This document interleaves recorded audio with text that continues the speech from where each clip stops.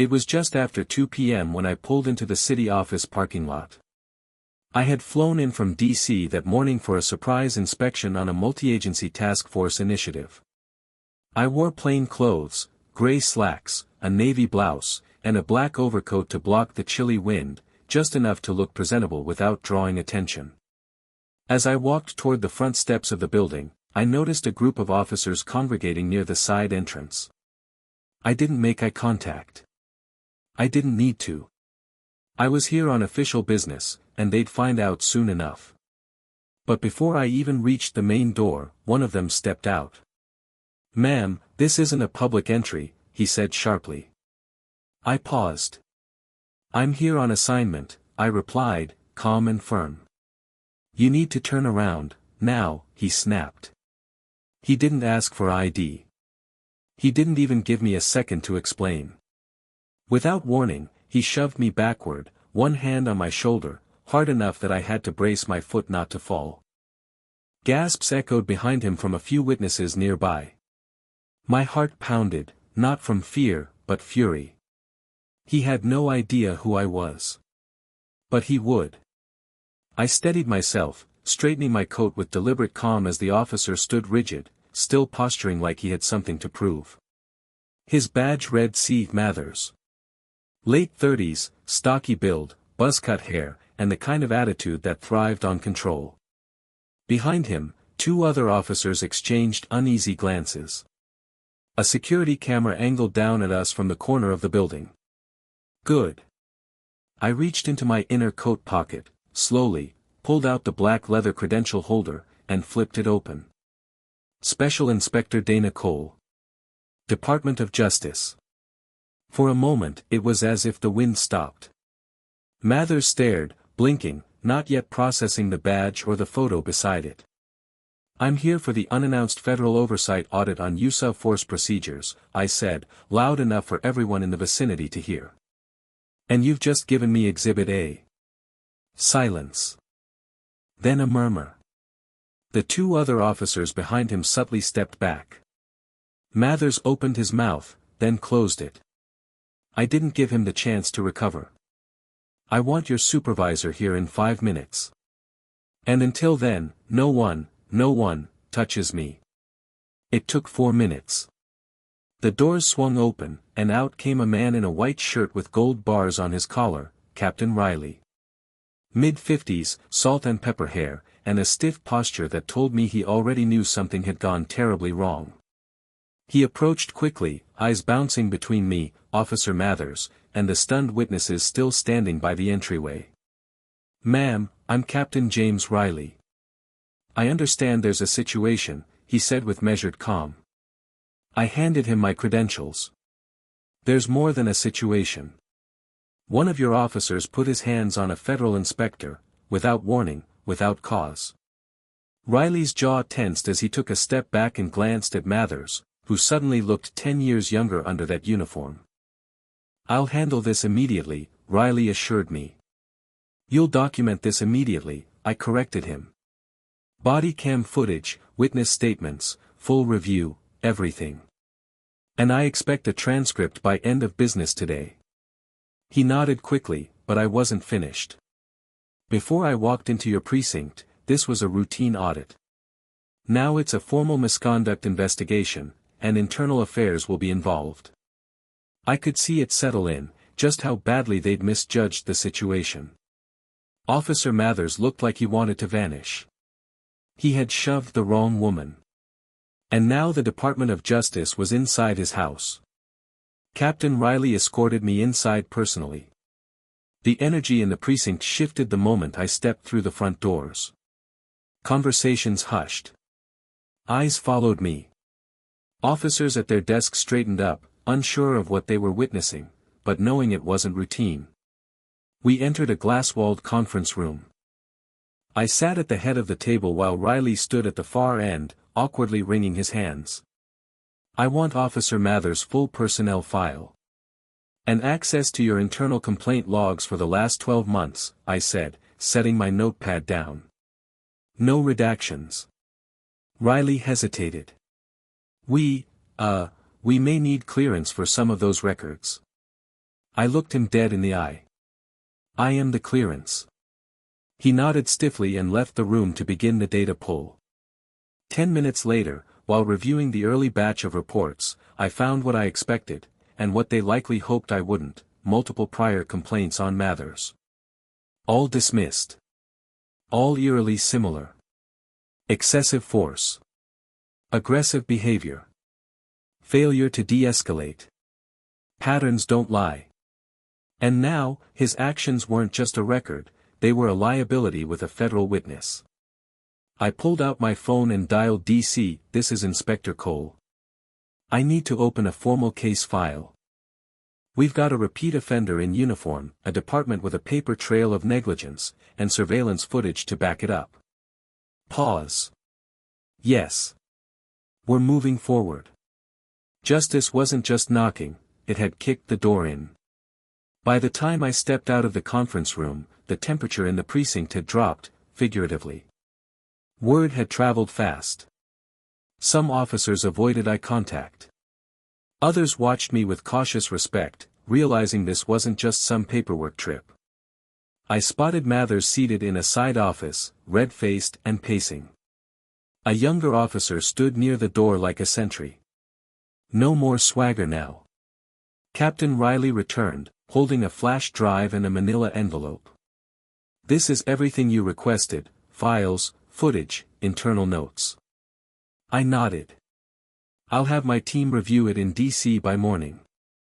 In the meantime, Mathers is to be suspended, immediately. Paid or unpaid, that's your call. But I don't want to hear he's touched a patrol car by sundown. He blinked, then nodded slowly. Understood. And Captain, I added, pausing in front of him, if your department tries to bury this, if even one line of that file is lost, you'll be the next one under federal review. He swallowed hard. It won't be. I walked past him without another word. This visit had started with a shove. But it would end with consequences. Outside, the same crowd of witnesses was still lingering. One woman approached me as I reached my car. We saw what he did, she said quietly. He's done it before. Just, never to someone who could fight back. I gave her a small, knowing nod. That's why I'm here.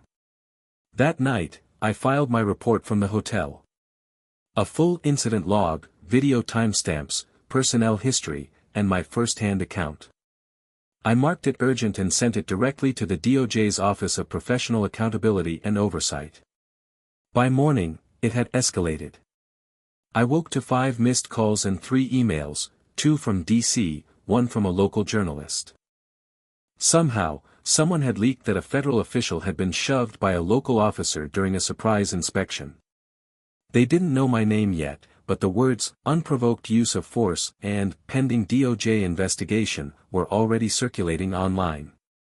I sipped my coffee and watched the ripple effect begin. The department issued a vague statement by noon: we are cooperating fully with an ongoing review. But the damage was already done. Internal affairs couldn't stall this. Public trust was now involved. That afternoon, I was summoned back to headquarters for a formal debrief.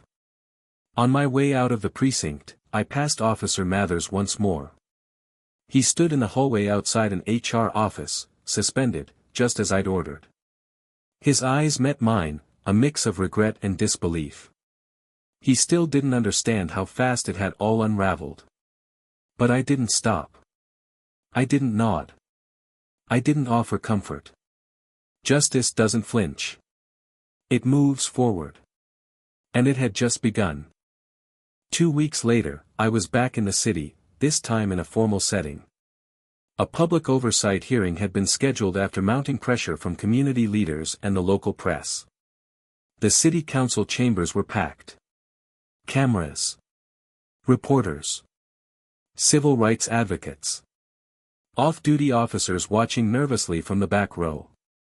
I sat at the front table, DOJ credentials visible, a stack of documents in front of me. When the chairman asked me to begin, I didn't hesitate. I'm here to present the findings of a preliminary misconduct investigation, I said clearly into the microphone. The incident in question was not isolated.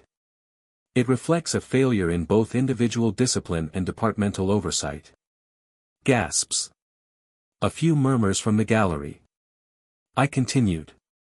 In the past 18 months, Officer Mathers had received 6 formal complaints, none of which resulted in meaningful consequences. All were dismissed internally. The footage from my visit confirms a pattern of impulsive aggression. What happened to me was not an exception. It was part of an ongoing culture. I lifted the flash drive. This contains video evidence. I've submitted it to the Office of Civil Accountability and to Federal Review. If this council chooses to delay action, you'll still have to answer to Washington. The room went silent. Then a slow but rising applause broke out in the back, community members who had seen too much for too long, now finally seeing something different. Not fear.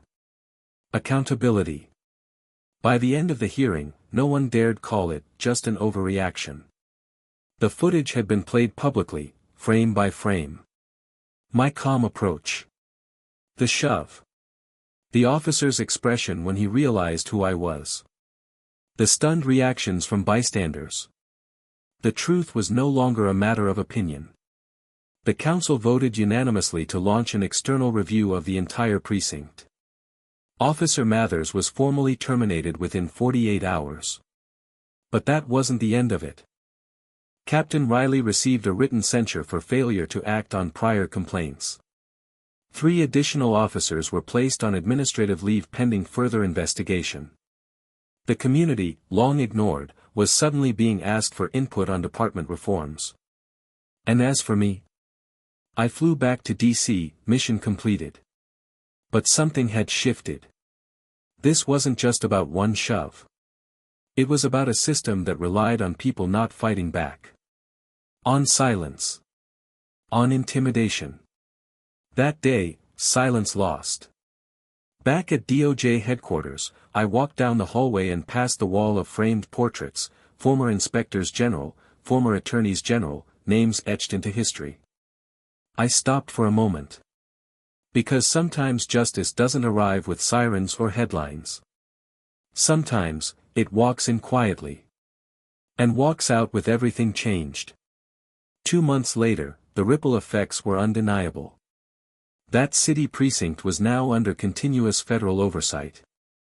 A third-party consultant had been brought in to retrain the entire department on de-escalation and civilian interaction. A new complaint portal, monitored directly by DOJ officials, was active and already flooded with reports that previously went ignored. But perhaps the most powerful moment came during a televised town hall. I had been asked to speak, not as a bureaucrat, but as the woman who stood her ground. Standing before a packed auditorium, I looked out at the crowd and said, I wasn't protected by a title or a badge when I was shoved. What protected me was knowing I had the power, and the right, to hold the system accountable. You all do, too. A standing ovation followed. Officer Mathers never appealed.